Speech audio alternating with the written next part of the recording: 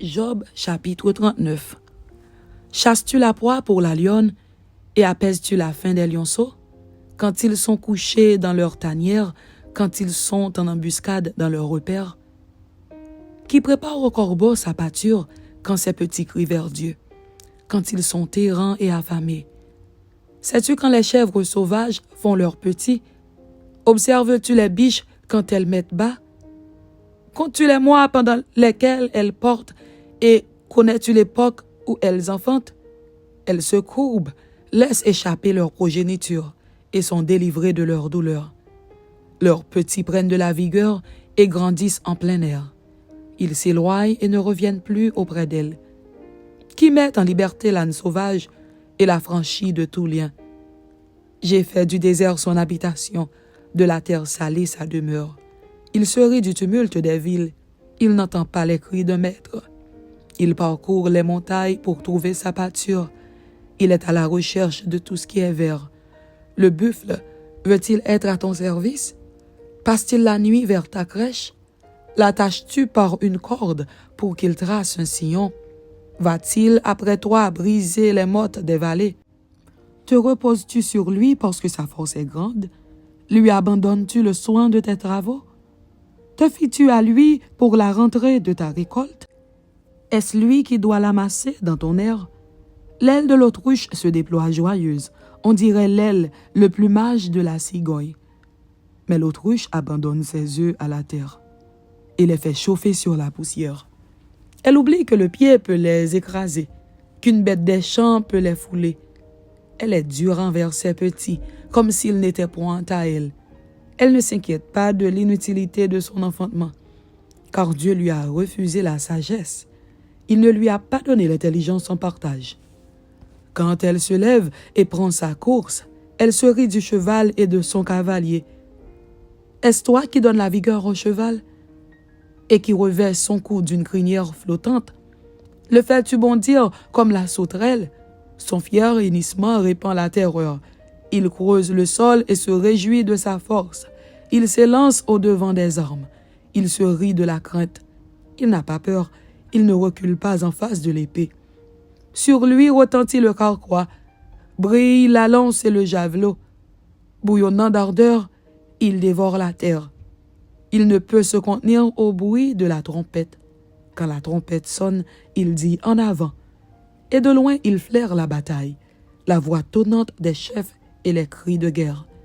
Est-ce par ton intelligence que l'épervier prend son vol et qu'il étend ses ailes vers le midi? Est-ce par ton ordre que l'aigle s'élève et qu'il place son nid sur les hauteurs? C'est dans les rochers qu'il habite, qu'il a sa demeure, sur la cime des rochers, sur le sommet des monts. De là, il épie sa proie. Il plonge au loin les regards. Ses petits boivent le sang. Et là où sont des cadavres, l'aigle se trouve. L'Éternel, s'adressant à Job, dit, « Celui qui dispute contre le Tout-Puissant est-il convaincu? Celui qui conteste avec Dieu a-t-il une réplique à faire? » Job répondit à l'Éternel et dit, « Voici, je suis trop peu de choses. Que te répliquerai-je?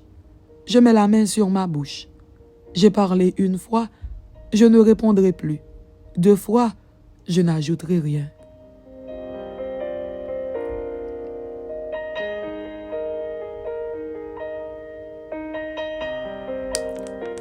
Job chapitre 40.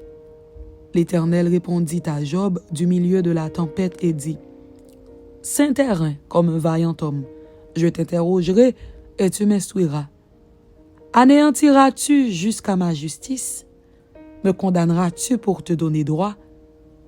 As-tu un bras comme celui de Dieu, une voix tonnante comme la sienne? Orne-toi de magnificence et de grandeur, revêt-toi de splendeur et de gloire. Répands les flots de ta colère, et d'un regard abaisse les hautains, d'un regard humilie les hautains. Écrase sur place les méchants, cache-les tous ensemble dans la poussière, enferme leur front dans les ténèbres, car je rends hommage à la puissance de ta droite. Voici l'hippopotame à qui j'ai donné la vie comme à toi. Il mange de l'herbe comme le bœuf. Le voici. Sa force est dans ses reins, et sa vigueur dans les muscles de son ventre. Il plie sa queue aussi ferme qu'un cèdre. Les nerfs de ses cuisses sont entrelacés. Ses os sont des tubes d'airain. Ses membres sont comme des barres de fer.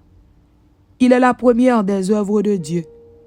Celui qui l'a fait l'a pourvu d'un glaive.